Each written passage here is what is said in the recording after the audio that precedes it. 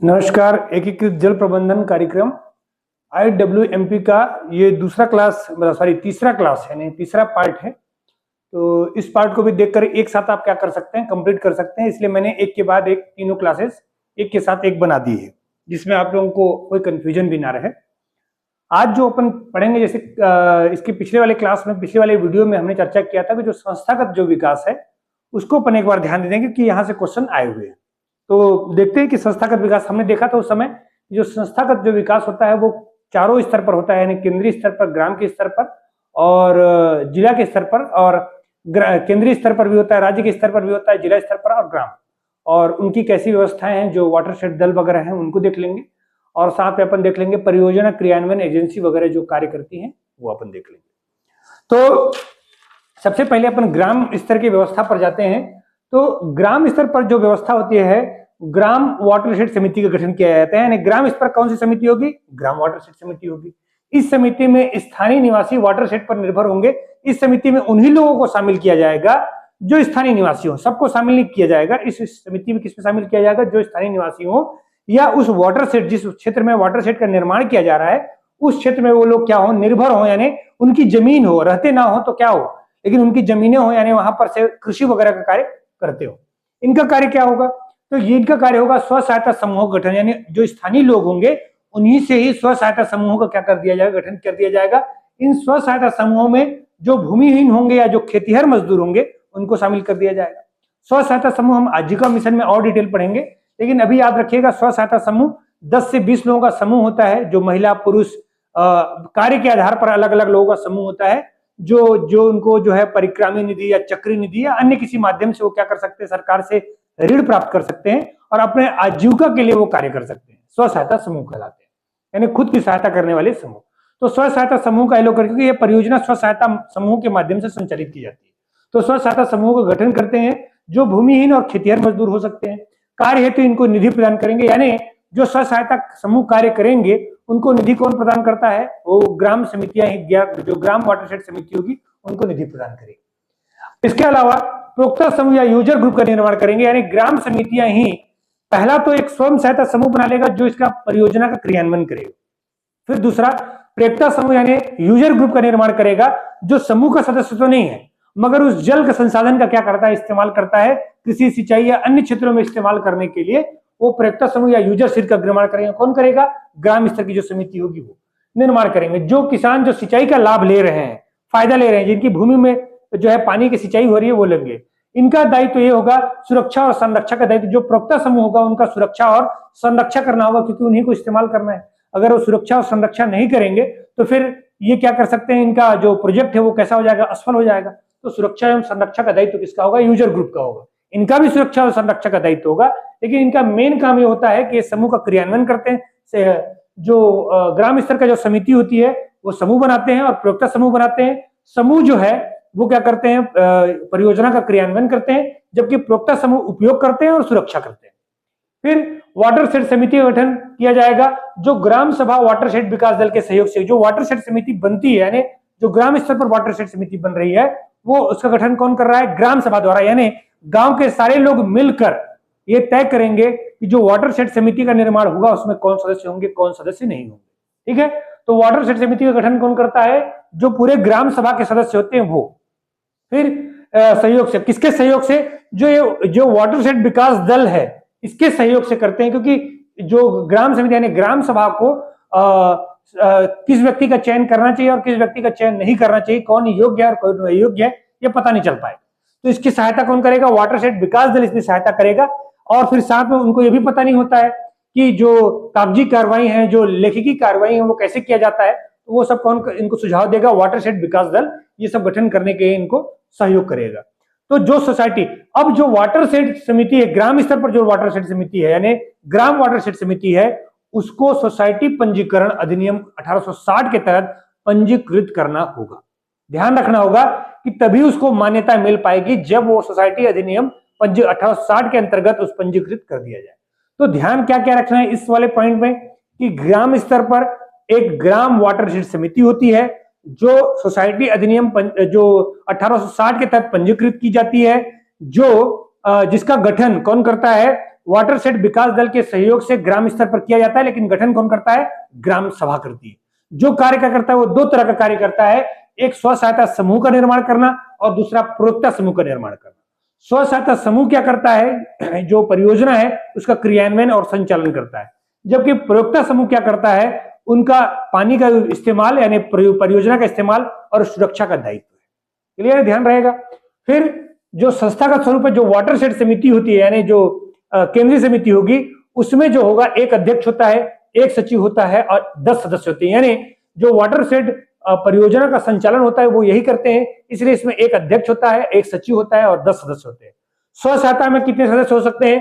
तो 10 से 20 सदस्य हो सकते हैं, जिसमें से 50% क्या होने चाहिए? अनुसूचित जाति एवं जनजाति या प्रयोक्ता समूह। 50% स्व सहायता समूह में प्रयोक्ता समूह के लोग होंगे, अनुसूचित जाति एवं जनजाति होंगे, और जो वाटरशेड समिति में जो होगा एक अध्यक्ष होगा, एक सचिव होगा और एक जो है क्या होगा? 10 सदस्य होंगे।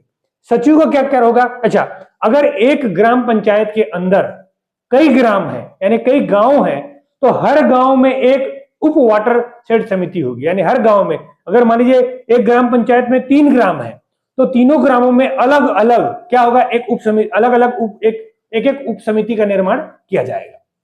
सचिव होगा, सचिव को क्या मिलेगा? वैतनिक कार्यकर्ता होगा, जिसमें पैसा मिलेगा, यानी पेमेंट पर काम करेगा। काम क्या होगा?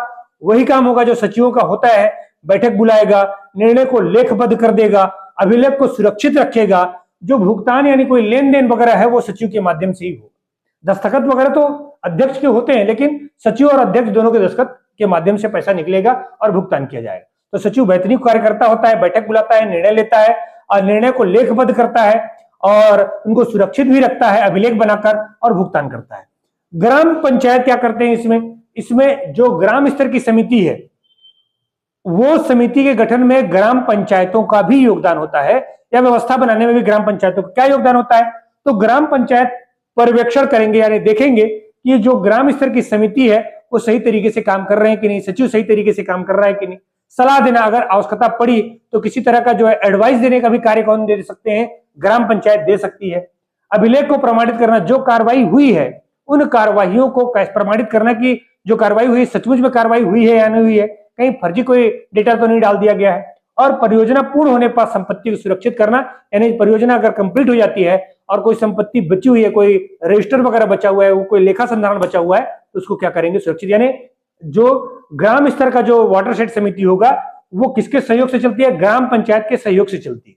ठीक है, ध्यान रखना है। और साथ में कार्यालय की व्यवस्था करना, अगर इन लोगों को ग्राम स्तर के जो वाटरशेड समिति है उनको बैठक करने की आवश्यकता पड़ती है या किसी तरह के कार्यालय की आवश्यकता पड़ती है, तो कार्यालय कौन उपलब्ध कराएगा? उनको ग्राम पंचायत उपलब्ध करा देगी। ठीक है, इसके बाद जिला स्तर पर जो समिति होगी, जिला स्तर पर जो समिति होगी उसमें 3 से 4 विशेषज्ञ सदस्य हो सकते हैं, जो जिनको कैसा है? जल संसाधन का ज्ञान हो, भूमि का ज्ञान हो और मृदा विज्ञान का ज्ञान हो और जल प्रबंधन का कोई ज्ञान हो। ऐसे 3 से 4 सदस्यों को क्या किया जा सकता है? इसमें शामिल किया जा सकता है। लेकिन इनका जो चयन किया जाएगा वो कहीं किसी अधिकारी वगैरह से चयन नहीं किया जाएगा, बल्कि वो परीक्षा के माध्यम से किया जाएगा। यानी परियोजना के अंतर्गत वैकेंसी निकलेगी और वैकेंसी में जो लोग जो है परीक्षा देकर पास हो जाएंगे, मेरिट रैंकिंग में आएगी, उनका चयन क्या किया जाएगा? इंटरव्यू होगा और इसके बाद फिर उनको जिला वाटर समिति में रखा जाएगा।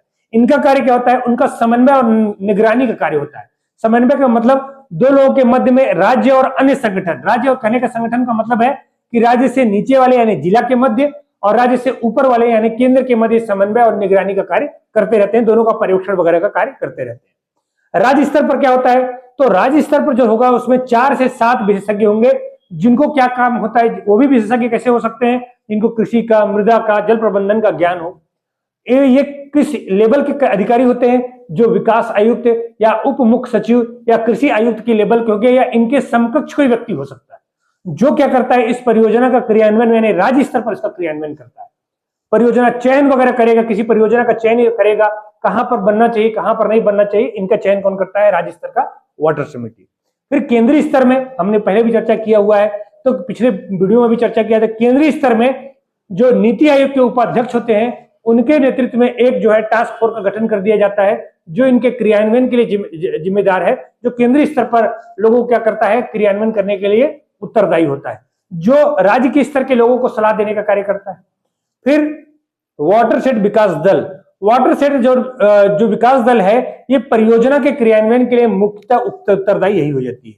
इसमें 4 सदस्य होते हैं, जिसमें एक सदस्य क्या होती है, महिला सदस्य होनी चाहिए, जिनको इन 4 सदस्यों को कृषि, मृदा, जल प्रबंधन इत्यादि का इनको क्या होना चाहिए, विशेषज्ञ होना चाहिए। राज्य और जिला के मध्य समन्वय का कार्य करते हैं, यानी ऊपर वाले के जिला के मध्य और राज्य के मध्य किसी प्रकार का तकनीकी जानकारी चाहिए या किसी प्रकार का निधि वगैरह, फंड वगैरह चाहिए या किसी तरह का रुकावट आ रहा है, तो ये वाटरशेड, फिर वाटरशेड जो है स्व सहायता समूह और प्रोक्ता समूह के गठन में भी ग्राम पंचायतों को अपना योगदान देते हैं। ये समन्वय वगैरह की जिम्मेदारी इनको रहता है। कार्य योजना अगर कोई निर्माण करना है तो वाटरशेड समिति करेगी। समूह वगैरह का गठन करना है वो वाटरशेड, कोई लागत का अनुमान लगाना है ये वाटरशेड विकास दल करेगा। और संसाधन की व्यवस्था करनी है कि इंजीनियर लाना है, पत्थर लाने हैं या जो है राड लाना है या सीमेंट की व्यवस्था करनी है, परियोजना संसाधन की व्यवस्था कौन करेगा, ये वाटरशेड विकास दल। फिर निगरानी, जांच और लेखा परीक्षक, यानी पैसे वगैरह की भी जिम्मेदारी, खर्च करने की भी जिम्मेदारी किसके होती है, वाटरशेड विकास दल की। इसलिए लेखा परीक्षा यानी ऑडिट कराने का भी काम कौन करता है, वाटरशेड विकास दल का ही कार्य होता है।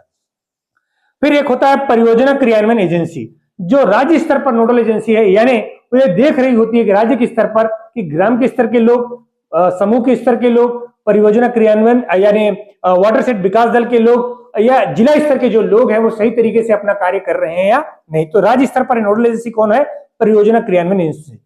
परियोजना क्रियान्वयन एजेंसी जो है वो समन्वय करती है केंद्र और राज्य के मध्य और दूसरे जो अन्य टीमें हैं उनके मध्य। इनका कार्य क्या होता है, इनका काम होता है अनुसंधान करना। और ये जो परियोजना क्रियान्वयन एजेंसी है ये उसी व्यक्ति को उसी संगठन को परियोजना क्रियान्वयन एजेंसी का दर्जा प्राप्त होता है जिसको कम से कम 5 वर्ष के लिए पंजीकृत, यानी इससे पहले 5 वर्ष पूर्व से पंजीकृत रही हो, और उनको प्राकृतिक संसाधन वगैरह या भूमि वगैरह का ज्ञान लगभग 3 से 4 वर्ष का ज्ञान हो, उन लोगों को ही परियोजना क्रियान्वयन एजेंसी में शामिल किया जाता है। और इनको जो है कपाट या राज्य सरकार या केंद्र सरकार से मान्यता प्राप्त होना चाहिए। तो ये सारे दल होते हैं, इनका कार्य भी आपने देख लिया है। और फिर से एक बार मैं आपको बता देता हूं, ग्राम स्तर पर जो क्रियान्वयन करने का कार्य होता है वो ग्राम स्तर के वाटरशेड एजेंसी का होता है। और ये जो है एजेंसी है वो ग्राम पंचायत के सहयोग से क्या करते हैं, काम करते हैं, जिसमें समूह निर्माण वगैरह हो जाएगा और प्रयोक्ता समूह का निर्माण हो जाता है, किसके सहयोग से, वाटरशेड विकास दल के सहयोग से। ठीक है। और ग्राम सभा द्वारा इसका गठन किया जाता है, लेकिन इसको भी पंजीकृत होना जरूरी है, जो पंजीकृत जो है सोसाइटी पंजीकरण अधिनियम 1860 के अंतर्गत है। फिर इसमें एक अध्यक्ष होते हैं, एक सचिव होते हैं, 10 सदस्य होते हैं। सचिव वैतनिक होता है। इनका कार्य होता है स्व सहायता समूह का गठन करना, जिसमें 10 से 20 सदस्य हो सकते हैं। 50% ST/SC और प्रयोक्ता समूह हो सकते हैं।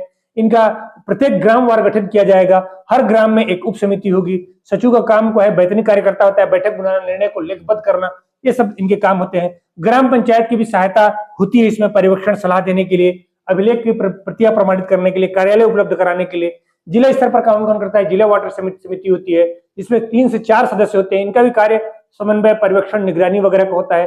राज्य स्तर पर भी क्या होते हैं, जो विकास आयुक्त लेवल के या कृषि आयुक्त लेवल पे या उप मुख्य सचिव के लेवल पर 4 से 7 विशेषज्ञ अधिकारी हो सकते हैं। ये भी योजना का क्रियान्वयन का कार्य करते हैं। केंद्रीय स्तर पर नीति आयोग के उपाध्यक्ष के नेतृत्व में एक टास्क फोर्स होता है।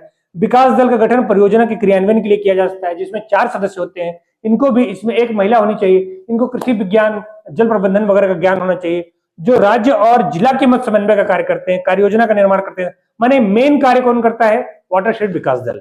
समूह गठन, संसाधन व्यवस्था, निगरानी, जांच, लेखा परीक्षा इत्यादि काम होता है। फिर परियोजना क्रियान्वयन एजेंसी होती है जो राज्य स्तर पर होती है। इनको 5 वर्ष का पंजीकृत होना चाहिए, 3 से 4 वर्ष का अनुभव होना चाहिए, अनुसंधान वगैरह का कार्य होना चाहिए और कपाट या राज्य सरकार से मान्यता प्राप्त होनी चाहिए। तो ये जो है एकीकृत जल प्रबंधन कार्यक्रम 3 सेगमेंट में यानी 3 वीडियो में आपका क्या हो गया है, कंप्लीट हो गया है। यहां से क्वेश्चन आएंगे। ये जो पार्ट है बहुत महत्वपूर्ण पार्ट है। इसका आपका एकीकृत जल प्रबंधन कार्यक्रम के अंतर्गत अपन चाहें तो 2 प्रोग्राम और पढ़ सकते हैं। एक है निरांचल प्रोग्राम, यानी प्रधानमंत्री कृषि सिंचाई योजना के अंतर्गत अपन चर्चा कर ही लेंगे। प्रधानमंत्री कृषि सिंचाई अंतर्गत एक पार्ट अपन और पढ़ सकते हैं इसमें, क्योंकि वो सीधे सिलेबस में तो नहीं लिखा हुआ है, लेकिन अगर आप चाहें तो पढ़ सकते हैं इसको, जिसमें होगा प्रधानमंत्री कृषि सिंचाई योजना के नाम से निरांचल और सूक्ष्म सिंचाई योजना। किस नाम से जानते हैं, निरांचल और सूक्ष्म सिंचाई योजना, इन दोनों को पढ़ सकते हैं। और साथ में मैं आपको उसमें कुछ छोटे मोटे टॉपिक कवर कर दूंगा जो छत्तीसगढ़ में छोटी मोटी सिंचाई की जो परियोजना संचालित की जा रही है, वो सिंचाई की परियोजना को भी मैं आपको क्या कर दूंगा, कवर करवा दूंगा।